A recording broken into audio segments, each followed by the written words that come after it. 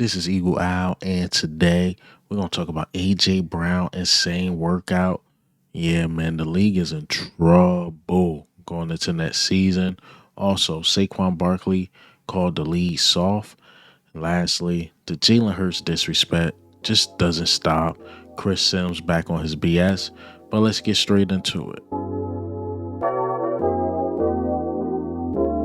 All right, man. Before we hop straight into it, and as I mentioned, Saquon Barkley, he will be a part of the main topics.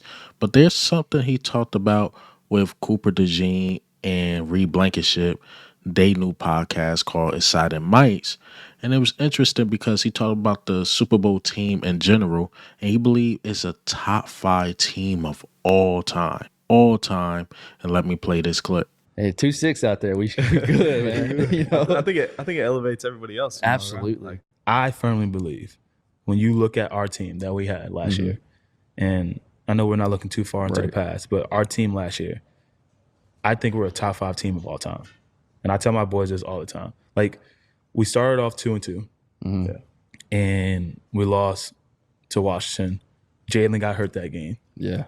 But if you really look at the season outside of the first four games, like, it was belt to ass. It was dominant. And like from how dominant you guys were on defense and how dominant we were on offense and special team, like people don't realize how great of a team that actually was. We were working together. Yeah. Like it's cool. And it's crazy to see the turnaround like after those first 4 weeks, because I don't think like a lot of us didn't even play in the preseason. Yeah. So I think you guys got like one drive. You didn't play at all. No. So those first four games were kind of everybody just we're getting used to everything. Trying to work too. together. Like, and obviously, you have training camp, but like it's kind of different when it's just in game. You're in the heat like of the how your moment. coach really is. Like how's he calling the game? Like getting used to that and kind of getting used to the guys you play with. But yeah, after the bye week, I think we just all bought in. We just bought in. I think we all just bought in, and like you hear like the outside noise and expectation. Like we didn't care how it looked. Only thing we cared about was winning football games. I couldn't agree more. To me, after that 2-2, like he stated, it was really belt to ass. The only questionable game we really had was it was against the Panthers, and I looked at that game, and we was like beating ourselves. We almost fumbled one, but really, if you look at the season in totality, we was kicking teams' ass. But it felt like we slept on the Panthers. And then the next game we lost Washington. You lose Jalen that game. I say if Jalen played, we blow out Washington. But things happen for a reason, right? Because then it just motivated us to blow them out during the NFC Championship game. So, look, I agree with Saquon Barkley. Top five is right because you got the undefeated Dolphins in the past. Maybe the 2000 Ravens. But that Ravens team in the 2000, they didn't really have an offense, but their defense was so good, so good. It's other teams I can't think of. I think if that Patriots team that was almost undefeated would have won the Super Bowl, I would have put them up there. But you lost the Super Bowl, so I can't put you up there. Yeah, we top five. That team was top five, man, for sure. It's not a lot of teams that could beat that team when it's clicking. That defense going, that passing game going, that run game going, and everything just clicked. That team was so good. The only person we could criticize is Jake Elliott because he was missing kicks. But he was a non-factor because most of these games didn't come down to Jake Elliott. But if you had to nitpick at the Eagles team, it was really just Jake Elliott who didn't have the best year. And then you can even say with Jake Elliott, towards like the end of the season, he was making kicks in the snow. So he made them when they mattered. That's all I can say. So that team was very, very hard to criticize. Yeah, you'll go at the passing game here and there if you're nitpicking, but a real Eagle fan to watch it like, yo, Saquon Barkley is running for like 250. Why would we throw the ball? So yeah, man, that team was definitely top five for sure. For sure. Also, speaking of exciting mites, will they add another exciting white? Will they add the vanilla gorilla? Will he play good enough to be an exciting white? We We'll see. But let's keep it on them a bit because that Saquon Barkley interview was interesting. So, as we know, the tush push is here to stay. But Saquon Barkley called out the league like, man, y'all just soft, man. Y'all just really soft. Y'all have to come up with something to try to ban this play. But let me play this clip. Do a touch push on the 1 yard line, make sure I score. I think I got tackled at the 1 yard line like 11 times this You year. already know what's coming. Right. A couple more touchdowns. But the banning thing of it, I think it's I think it's soft, to be honest. And like the teams that want to ban it, because everybody can do it. Like it's not like a play that like we only can do. Everybody It's can not do. like trademark. Yeah, and there's just we happen to have one of the best and biggest O lines, and Jalen Hurts can squat 600 pounds.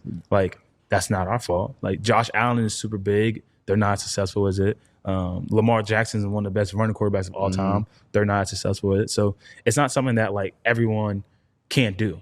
Right. So like them trying to eliminate it, it's just like I think that's kind of lame. Yo, Saquon Barkley got to be one of the smartest guys ever because he called it out because these videos are pre-recorded. He's like, yo, the way they're going to try to get rid of it is try to stop the pushing and pulling of the players because they not going to say ban this play. They going to have little ticky-tacky things in there for the play to get banned. So, yeah, Saquon Barkley was definitely on a bumper. He knew exactly what he was talking about. But let's talk about A.J. Brown. A.J. Brown is putting in the work, doing everything he can.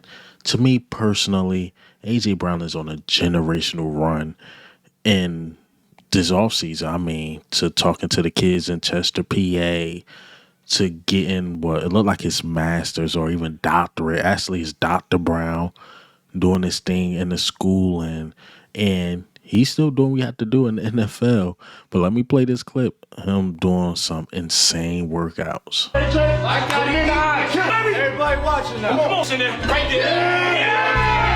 You only make mistakes on the field 3 times. When you don't know the play, you're tired or you're scared. Ain't no fear in here. Fear is a fucking option. Come see me, Vato. That's a killer. That's a fucking killer. You ready with this? Hey, don't stop! Give me all of it! Come on, E. Fight back. Go ahead. Fight back. I don't give a fuck. Go. Yeah. Go. Yeah. No, You never had to show a dog how to eat, my boy. ain't nobody exempt from the pain, man. Figure it the fuck out. Till the death. I wasn't gonna back down, but I had to earn this shit. I had to go to a place. I can't even lie. Whatever he can accomplish in here, it's gonna be 10 times on that field. This shit real work, dog. Shit ain't your internet shit. Come in, you gonna die. This dude is absolutely incredible. Absolutely incredible. So shout out to A.J. Brown, man. Again, to me, he's on a generational run of just off-season workouts, doing what he have to do to get his body right, to get his mind right, and get ready for the season. Well, let's get into this last topic. The Jalen Hurts disrespect just won't stop with this guy, Chris Sims. He tried to walk it back a bit, and I'm going to play that clip of him trying to walk it back. Be careful. You almost praised Jalen Hurts there. Well, You I almost praise did. Jalen Hurts You a don't- lot. I just you don't want to. You don't want to Yeah, go how against your dare typecasting. I dare. There's a lot I respect about Jalen Hurts and like a lot. I about get him. emails. I Some of the know. emails I get, they give me a hard time. I get For it all things the you time. said. I get it all the time. I mean, I walk through the airport and I hear people go, "Are you going to make Jalen Hurts top 5 this year?" And I go, "No, I'm not. No." I mean, that's where it's annoying. It's like, no, he's the number 1 quarterback. Oh, he's the best quarterback in football. Oh, wait, we forgot. We complained about quarterback play for 8 weeks, and then we win the Super Bowl, and we just go, he's awesome. He's the best in football. Like, come on. There's a little bit in between there, but I respect so much about him and what he does and how he approaches, and his skill set certainly adds to this bigger formula of what they have there that makes them very special and almost indefensible. I mean, you got to do crazy stuff and have a crazy awesome defense to stop the Eagles and how good they are. Nah, you said what you said. You said what you said. And actually, let me play that clip for y'all to show you what he said. Jalen Hurts, Matt Stafford, and Herbert. But are you comfortable with tier 2? I would put CJ Stroud in front of over there in front of Jalen Hurts. We have a little bit of a revisionist history here. He won the Super Bowl and everybody just forgot about the 10 weeks before that we were like, wait, the passing game and the quarterback was the issue. His top receiver said, what's wrong with the team? The passing game. So how can now you be one of the best quarterbacks in the game? I think I would have CJ Stroud in his place on that team. This dude is unbelievable. He like, yeah, y'all forgot about that week 10 game when it was about the passing game. The week 10, we talking about the Super Bowl when the passing game was on point. We talking about against Washington when the passing game was on point. You know what Eagle fans have beef with, like the Bills, the Ravens, and some of these top-notch quarterbacks? It's because they great week 10. They great week 5. They great week 7. But when it's someone is January and it's a NFL divisional game or a wild card game, none of that happens. Where that week 10, week 7 magic go? Where that magic go when you was playing the Cleveland Browns? Where that go when you was doing the fancy passes throwing for 500-600 yards? Say what you want about my guy. Yeah, he was throwing about 200 yards or even less per game. But when it came to that playoffs, hey, Jalen, man, we need you to throw 250, 260. When it came to the Pittsburgh Steelers and we had to get our seating right, Saquon not on this game. Jalen, we need you to be on. He can do it. Hey, Lamar, bro, it's cold in Buffalo. It's cold in Buffalo. We need you to work that magic. Don't blame Andrews. Yes, Mark Andrews could have caught that pass, but watch the game in totality. Lamar Jackson made mistakes. Hey, Buffalo, we need you to beat the Chiefs. This is the worst they've been. Beat them. Can't do it. Jalen, please knock off that dynasty. That's what the AFC teams was begging us. Please knock off the Chiefs. Don't let them three-peat. We got you. Matter of fact, we're going to put up a 40 burger on these dudes. That's exactly what we did, man. That's exactly what we did. Jaden Daniels, he the best in the world. Drop 55 on his head. So cut the malarkey. Cut this out, Chris Sims. Week 10 doesn't matter when you're a Super Bowl MVP. But that's all I got for you guys today. And hey, man, what do you think? How do you feel? A.J. Brown doing this thing, inciting mics, holding it down for the Eagle fans. And this is Eagle Owl, man. I'm out.